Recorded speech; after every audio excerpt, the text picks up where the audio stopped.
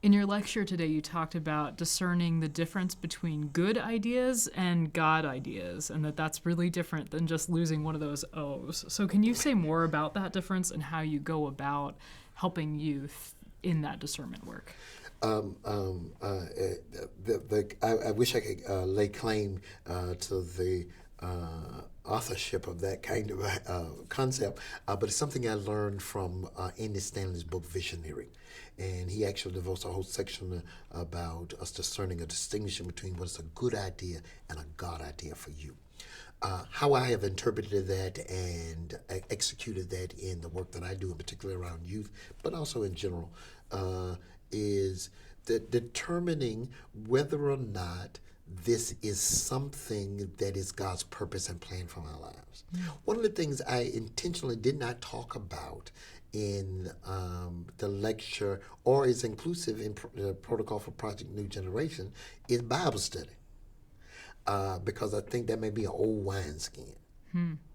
I think learning about Jesus in our everyday walking around, experiencing, allowing him to be seen is a better teacher than anything we could ever put together into. One. Second, about as a result of everything that Project New Generation does and challenges do, is to bring one into relationship with one another, which in terms is also with Christ, with God. For we are the image of God.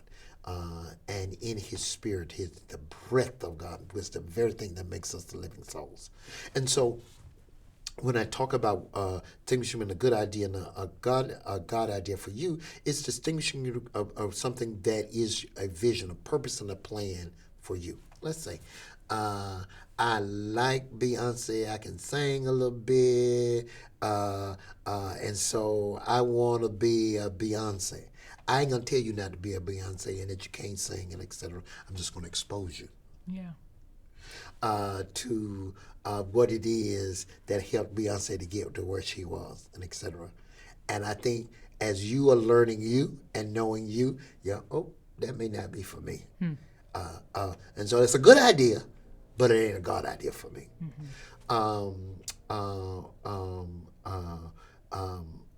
Everybody wants to be the next Michael Jordan, and I'm dating myself, or the next great football star or soccer star, and etc. But I allow you to investigate what helped them get there. They had to practice 7 days a week, and they had to go through this and go through that. It's a good idea, but it may not be a God idea for you, based upon who you are and who you're discovering yourself to be. And so that's how we do that. And instead of telling them that's not a God idea for you, or telling you that that's a good idea, helping you to discover. I meet you where you are. Yeah. And help you to discover that. And you will begin to feel, it's kind of like, I don't know if this fits, but let me try it on. And if I try it on and it's too tight, it looks good, I would love to wear this shoe, but I can't do nothing with this shoe because this is too tight. And that involves a lot of discernment. I imagine this is also true of groups in, say, churches or in other organizations that you've been in charge of, and in discerning and doing some vision casting around where do we put our energies. Is that something that you've experienced? Again, earlier we talked about this, and this is one of the key components of phase 2 of the project, which is right in the beginning, is a SWOT analysis, determining what your strengths are. What are your weaknesses? What are the opportunities of your threats?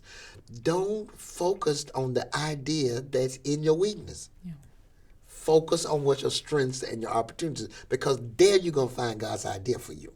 Yeah. And you might have some strengths but not opportunities. Right. You might have some opportunities and a strength that needs to be lifted up through that. Absolutely. Yeah. Absolutely.